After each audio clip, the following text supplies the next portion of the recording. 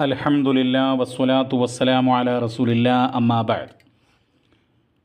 മദീനയിലേക്ക് സിയാറത്തിനായിട്ട് പോകുന്ന ആളുകളോട് വളരെ അടിസ്ഥാനരഹിതമായിട്ടുള്ള പരിശുദ്ധ പ്രവാചകൻ പഠിപ്പിക്കാത്തതായ പല സംഗതികളും ചില ആളുകൾ പ്രചരിപ്പിച്ചു കൊണ്ടിരിക്കുകയാണ്. അപ്പോൾ ഈ സന്ദർഭത്തിൽ നമുക്ക് ചില കാര്യങ്ങൾ ചൂണ്ടിക്കാണിക്കാനായിട്ടുള്ളത്, ഒന്ന്, മദീന പള്ളി ലോകത്തെ ഏറ്റവും പവിത്രമായിട്ടുള്ള ഏറ്റവും പുണ്യമാക്കപ്പെട്ട ഒരു പള്ളിയാണ്.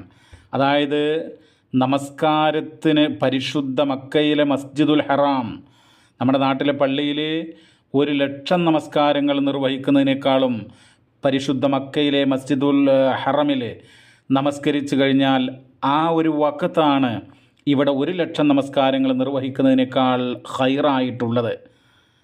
ലോക മുസ്ലിങ്ങളുടെ കിബിലയാണല്ലോ പരിശുദ്ധ കഅബാലയം. അപ്പോൾ അവിടെ നമസ്കരിക്കുക, ആ പരിശുദ്ധ കഅബയുടെ മത്വാഫിൽ മസ്ജിദുൽ ഹറമിൽ നമസ്കരിക്കുക എന്നുള്ളത് 1,00,000 നമസ്കാരങ്ങളെക്കാൾ ഖൈറാണ്, നന്മ ഉള്ളതാണ് എന്ന് പ്രവാചകൻ പഠിപ്പിച്ചിട്ടുണ്ട്. അപ്പോൾ അതാണ് ഒന്നാമത്തെ പള്ളി, അതാണ് ലോക മുസ്ലിമീങ്ങളെ സംബന്ധിച്ചിടത്തോളം ഏറ്റവും ശ്രേഷ്ഠത ഉള്ള പള്ളി. രണ്ടാമതായിട്ട് മസ്ജിദുൻ നബവി, മദീനയിലെ പള്ളി. ആ മദീനയിലെ പള്ളി എന്ന് പറയുമ്പോൾ മസ്ജിദുൻ നബവി നബിയുടെ പള്ളി എന്നാണ്. അതിൽ ഒരു ഭക്തന് അല്ലെങ്കിൽ ഒരു നമസ്കാരം അത് 1000 നമസ്കാരങ്ങളെക്കാൾ ശ്രേഷ്ഠമാണ്, ഖൈറാണ് എന്ന് പ്രവാചകൻ പഠിപ്പിച്ചിട്ടുണ്ട്. വാഹനം സംഘടിപ്പിച്ചുകൊണ്ട് പുണ്യയാത്ര നടത്താൻ ഇസ്ലാം അനുവദിച്ചത് 3 പള്ളികളിലേക്ക് മാത്രമാണ്. ഒന്ന്, പരിശുദ്ധ മക്കയിലുള്ള മസ്ജിദുൽ ഹറാം. 2, മസ്ജിദുൽ നബവി. 3, ബൈത്തുൽ മുഖദ്ദസ്, ഫലസ്തീനിലുള്ള മസ്ജിദുൽ അഖ്സ. ഈ 3 പള്ളികളാണ്. അപ്പോൾ മസ്ജിദുൽ നബവിയുടെ സ്ഥാനം എന്ന് പറയുന്നത് അത് വളരെ ഉന്നതമായിട്ടുള്ള ഒരുപാട് ദറജകളാണ് നമുക്ക് ആ പള്ളിക്ക് ഇസ്ലാം നൽകിയിട്ടുള്ളത്. പക്ഷേ മദീന പള്ളി സന്ദർശിക്കുമ്പോൾ തീർച്ചയായിട്ടും നബിയുടെ ഖബർ സന്ദർശിക്കുന്നത് വളരെ പുണ്യകരമാണ്. ആ പ്രവാചകൻ്റെ ഖബർ സന്ദർശിക്കുകയും പ്രവാചകന് സലാം പറയുകയും അസ്സലാമു അലൈക യാ റസൂലല്ലാ എന്ന് പറഞ്ഞുകൊണ്ട് നബിയുടെ മേൽ സ്വലാത്തൊക്കെ നിർവഹിക്കുക. അബൂബക്കർ സിദ്ദീഖിനും ഉമറുൽ ഫാറൂഖ് റളിയല്ലാഹുവിനുമൊക്കെ സലാം പറയുക. അതുപോലെ ബഖീഉൽ ഗർഖദ് എന്ന് പറയുന്ന മദീന പള്ളിയോട് ചേർന്ന് കിടക്കുന്ന ആ ഖബർസ്ഥാനെ സന്ദർശിക്കുക. അതിലുള്ള ആ ഖബറുകളിൽ കിടക്കുന്ന ആളുകൾക്ക് വേണ്ടി പ്രാർത്ഥിക്കുക. അള്ളാഹുവിൻ്റെ പ്രവാചകൻ രാത്രികളിൽ പോലും ചില ഘട്ടങ്ങളിൽ ആ ഖബറുകൾ സന്ദർശിക്കുമായിരുന്നു, അവർക്ക് വേണ്ടി ദുആ ചെയ്യുമായിരുന്നു. അവിടെ പോയിട്ട് ഫാത്തിഹ ഓതുകയല്ല, അല്ലെങ്കിൽ വേറെ സൂറത്തുകൾ ഓതുകയല്ല, അവിടെ പോയിട്ട് യാസീനോ ഫാത്തിഹ ഓതി ഹദിയ ചെയ്യല്ല, മറിച്ച് അള്ളാഹുവിൻ്റെ റസൂലിൻ്റെ പ്രാർത്ഥന ഹദീസുകളിൽ വന്നിട്ടുണ്ട്. അല്ലാഹുമ്മ ഗഫിർ ലി അഹ്ലിൽ ബഖീഅ, അല്ലാഹുമ്മ ഗഫിർ ലി ബഖീഇൽ ഗർഖദ് എന്നിങ്ങനെയുള്ള വചനങ്ങൾ നമുക്ക് ഹദീസിൻ്റെ ഗ്രന്ഥങ്ങളിൽ കാണാനായിട്ട് കഴിയും. അള്ളാഹുവേ, ഈ ബഖീയിൽ കിടക്കുന്ന, ഈ ബഖീഉൽ ഗർഖദിൽ കിടക്കുന്ന ഖബറാളികൾക്ക് നീ പുറത്തു കൊടുക്കണമേ, മഗ്ഫിറത്ത് നൽകണമേ എന്നായിരുന്നു അവിടുന്ന് പ്രാർത്ഥിച്ചത്. അതുപോലെ തന്നെ അസ്സലാമു അലൈക്കും ദാറ ഖൗമി മുഅ്മിനീൻ വ ഇന്നാ ഇൻഷാ അല്ലാഹു ബിക്കും ലാഹിഖൂൻ നസ്അലുല്ലാഹ ലനാ വലക്കുമുൽ ആഫിയ എന്നൊക്കെയുള്ള പ്രാർത്ഥനയാണ് ഹദീസുകളിൽ വന്നിട്ടുള്ളത്. ആ പ്രാർത്ഥനകൾ നമ്മൾ നിർവഹിക്കുക. അതുപോലെ ഏതൊരു മുഅ്മിനും അല്ലാഹുമ്മ ഗഫിർ ലിൽ മുഅ്മിനീന വൽ മുഅ്മിനാത്ത് വൽ മുസ്ലിമീന വൽ മുസ്ലിമാത്ത് അൽ അഹ്യാഇ മിൻഹും വൽ അംവാത്ത് ഇന്നക മുജീബുദ് ദഅവാതി വയാ ഖാളിയൽ ഹാജാത്ത് റബ്ബന ഗഫിർ ലനാ വലി ഇഖ്വാനിന അല്ലദീന സബഖൂനാ ബിൽ ഈമാൻ വലാ തജഅൽ ഫീ ഖുലൂബിനാ ഗല്ലൻ ലില്ലദീന ആമനൂ റബ്ബനാ ഇന്നക റഊഫുർ റഹീം. ഇങ്ങനെയുള്ള പ്രാർത്ഥനകൾ നമുക്ക് ആ സന്ദർഭത്തിൽ നിർവഹിക്കാവുന്നതാണ്. അല്ലാത്ത സന്ദർഭത്തിലും മരണപ്പെട്ടു പോയ ആളുകൾക്കൊക്കെ വേണ്ടി നമുക്ക് പ്രാർത്ഥിക്കാവുന്നതാണ്. അവരുടെ ഖബറുകൾ വിശാലമാകുവാൻ, അവരെയും നമ്മയും ഒക്കെ സ്വർഗത്തിൽ ഒരുമിച്ച് കൂട്ടുവാൻ, എല്ലാ പാപങ്ങളും റബ്ബ് പുറത്തു തരാൻ, ഇതൊക്കെ പ്രാർത്ഥിക്കാവുന്നതാണ്. എന്നാൽ അതോടൊപ്പം തന്നെ മദീനയിൽ നമ്മൾ പോയി കഴിഞ്ഞാൽ നമുക്ക് ഉഹദ് സന്ദർശിച്ച് ഉഹദിലെ രക്തസാക്ഷികൾക്ക് വേണ്ടി നമുക്ക് ദുആ ചെയ്യാം. അതുപോലെ തന്നെ നമുക്ക് മസ്ജിദ് ഖുബ എന്ന് പറയുന്ന പള്ളിയിൽ പോകാം, അവിടെ നമസ്കരിക്കാം. അതൊക്കെ വലിയ പുണ്യമുണ്ട്. ചില ഹദീസുകളിലൊക്കെ കാണാൻ കഴിയുന്നത് കുബാ പള്ളിയിൽ പോയി 2 റക്അത്ത് നമസ്കരിച്ചാൽ ഒരു ഉംറക്ക് സമാനമാണ് എന്നുള്ളതാണ് ഇമാം ഇബ്നു മാജ, ഇമാം തിർമിദിയൊക്കെ ഉദ്ധരിക്കുന്ന ചില വചനങ്ങളിൽ വന്നിട്ടുണ്ട്. അപ്പോൾ ഇതൊക്കെ മദീനത്ത് പോയി കഴിഞ്ഞാൽ നമുക്ക് പിന്നെ ചെയ്യാവുന്നതാണ്. അതുപോലെ ഖിബിലത്തൈൻ പള്ളി സന്ദർശിക്കുക എന്നുള്ളത് പ്രത്യേകമായ പുണ്യം ഉള്ള കാര്യമല്ല എങ്കിൽ പോലും പരിശുദ്ധ ഖുർആനിൽ പറഞ്ഞിട്ടുള്ള ഒരു ചരിത്ര സ്ഥലം 2 കിബിലയിലേക്കും തിരിഞ്ഞു നിന്ന് നമസ്കരിച്ച പള്ളി എന്നുള്ള നിലക്ക് അത് പോയി കാണുക എന്നൊക്കെ ഉള്ളത് ആവശ്യമുണ്ടെങ്കിൽ അത് കാണാവുന്നതാണ്.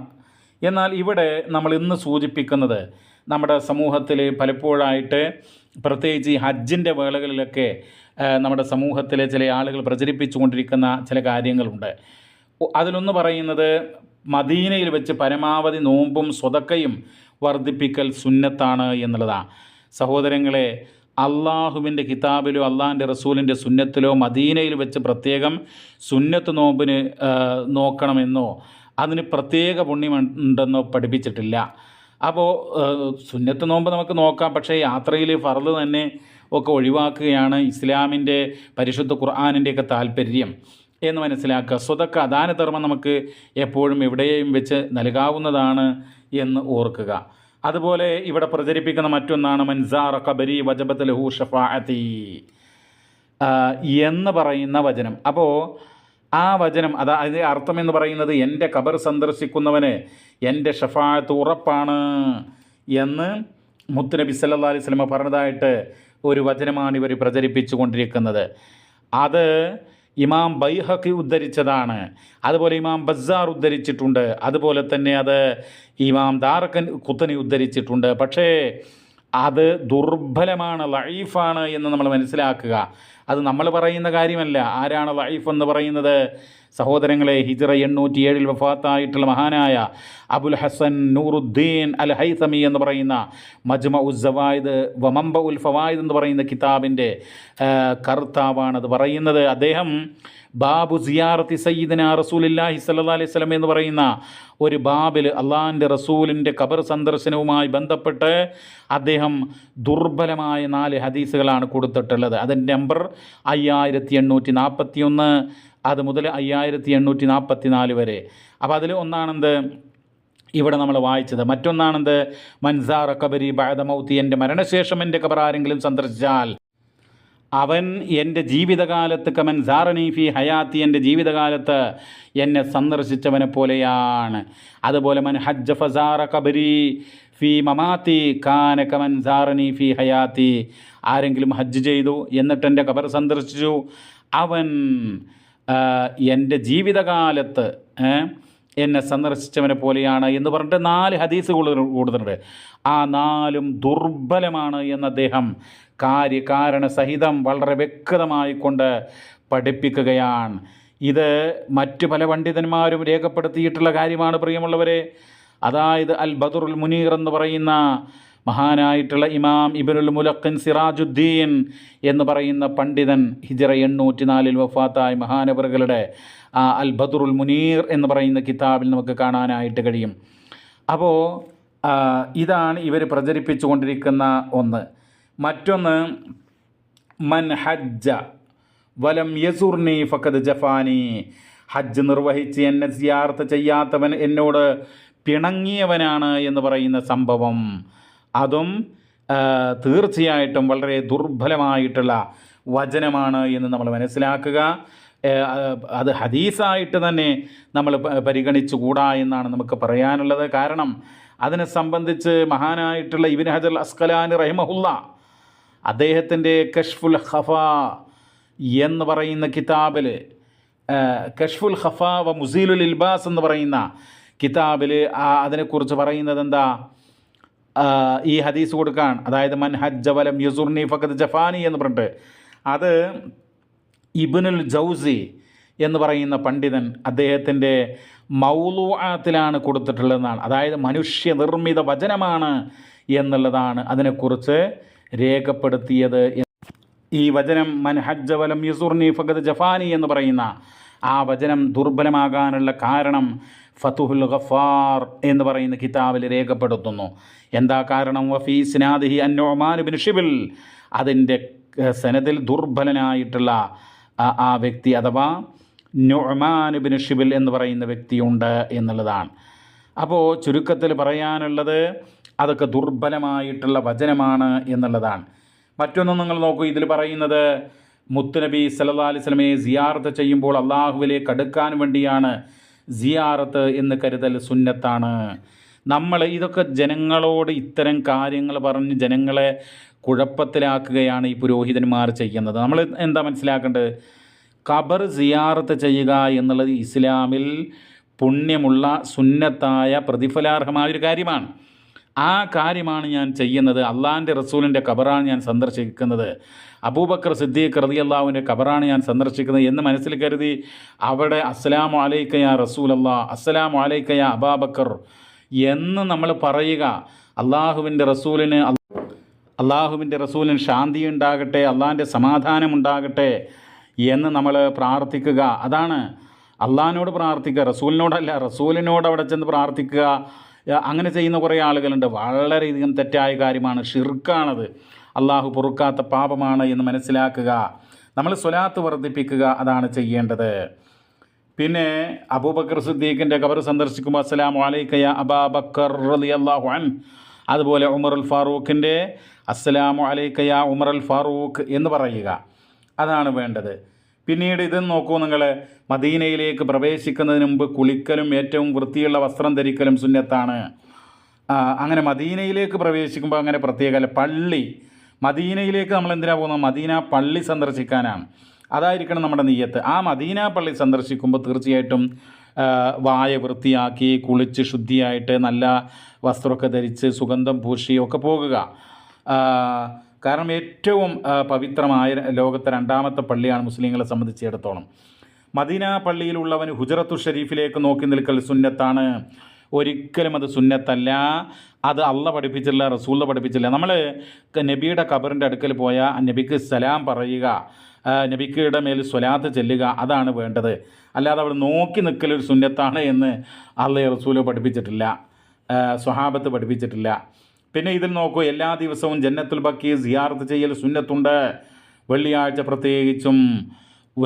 പ്രത്യേകിച്ച് സിയാറത്ത് ചെയ്യൽ സുന്നത്താണ് എന്ന് പരിശുദ്ധ പ്രവാചകനോ സ്വഹാബത്തോ ഒരിക്കലും പഠിപ്പിച്ചിട്ടില്ല. അതുകൊണ്ട് ശുദ്ധമായിട്ടുള്ള തെറ്റായ കാര്യങ്ങളാണ് ഇതിനകത്ത് പ്രചരിപ്പിച്ചു കൊണ്ടിരിക്കുന്നത്. പിന്നൊന്ന് നോക്കൂ, മദീന പള്ളിയുടെ പുറത്തുള്ളവർക്ക് വളരെ ആദരവോടെ മനസ്സാന്നിധ്യത്തോടെ പച്ച കുബ്ബ നോക്കിയിരിക്കൽ സുന്നത്താണ്. നഊദു ബില്ലാ. പച്ച കുബ്ബ എന്ന് പറയുന്നത് അള്ളാഹിൻ്റെ റസൂലുണ്ടാക്കിയതല്ല, സഹാബത്തുണ്ടാക്കിയതല്ല.